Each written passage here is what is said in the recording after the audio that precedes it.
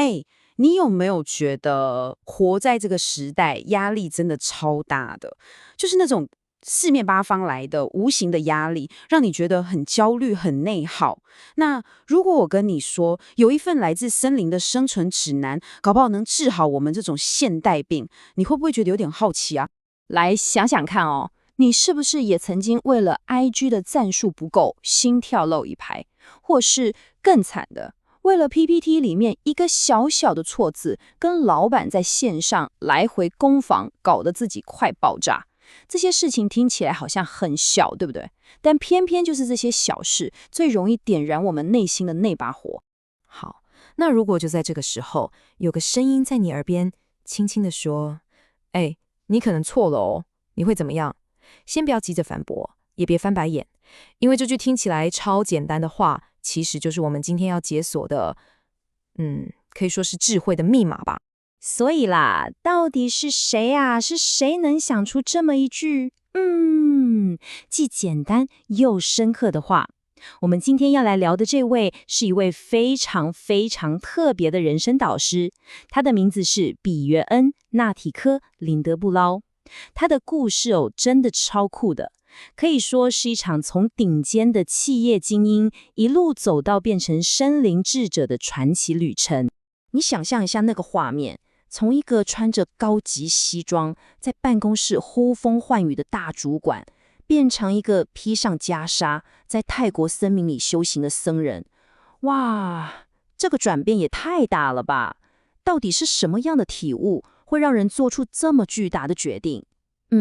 这背后的故事肯定不简单。说真的，他的人生本身就是一堂很震撼的课。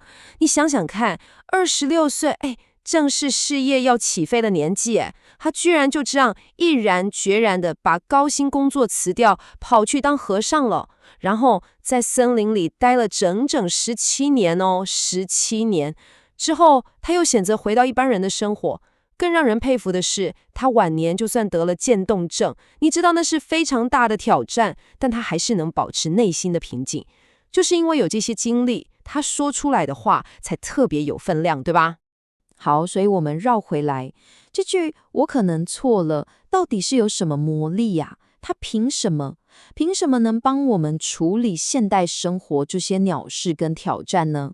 你看哦，现在这个时代，网络上到处都是键盘柯南、键盘法官，对不对？我们好像都有一个很深的执念，就是我一定要是对的。不管是在炒政治、留评论，甚至是生活中的小事，就是非要争个输赢。但你知道吗？就是这种对正确的坚持，才让我们觉得这么累，这么心力交瘁。你是不是也常常掉进这个陷阱里？解药来了，解药就在这里。下次当你觉得很烦、很焦虑，忍不住想跟别人吵起来的时候，试试看，在心里按个暂停键，然后对自己默念一句：我可能错了。这不是叫你认输哦，完全不是，它是一个超强大的心灵工具，可以让你瞬间从那些没有意义的争执里面解脱出来。我觉得这个比喻真的太神了。这句话，它就像在你跟外面那些纷纷扰扰之间装上了一面防弹玻璃，它会保护你的心灵能量，不会被那些鸟事啊、负面情绪啊给消耗掉。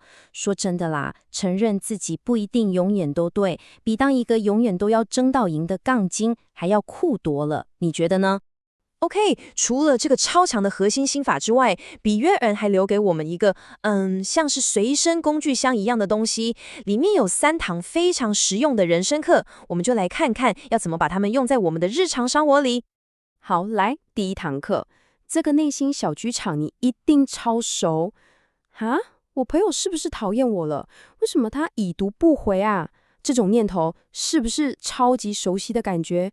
我们的大脑真的是编剧天才，超会编这种让我们自己吓自己的焦虑故事。鼻源给这种念头取了一个超传神的名字，叫做戏精念头，真的有够贴切。这些想法就像我们大脑自己制造的假新闻，通常都是假的，而且还很负面。尤其现在加上社群媒体的焦虑催化，哇，简直是没完没了，根本就是我们内心的8点档连续剧。那怎么办呢？解决方法是什么？很简单又很有力，就像那个雅丽安娜唱的 Thank you, next。 对，就是这样。当这些戏精念头又跑出来的时候，你就把它当成天上的云飘过去就好了。你不用去追它，也不用跟它一起演，只要看到它了，然后很优雅的挥挥手跟它说拜拜，让它走。好，再来第二课，我们要来聊聊沉没成本这个东西。什么意思呢？就是那份你早就做得很腻的工作，那段其实不太健康的关系，或者衣柜里那件你明明不会再穿却舍不得丢的旧外套。我们常常就是因为觉得我以前付出了那么多，所以就死抓着这些早就已经不适合我们的东西不放。那要怎么办呢？要怎么很优雅地放手？其实很简单，就3个步骤。第一步，先诚实地面对自己，找出你的沉没成本到底是什么。第二步，打从心里去接受，生命本来就是一直在变的，没有什么是永恒的。然后最关键的第3步，用一种有点幽默又很优雅的态度，跟这些东西说一声埋了，甜心。所以你看，把这些全部串起来，你会发现一个很深的道理。不管是承认我可能错了，还是对那些戏精念头说 Thank you, next， 其实他们都指向同一个方向，那就是学会放手。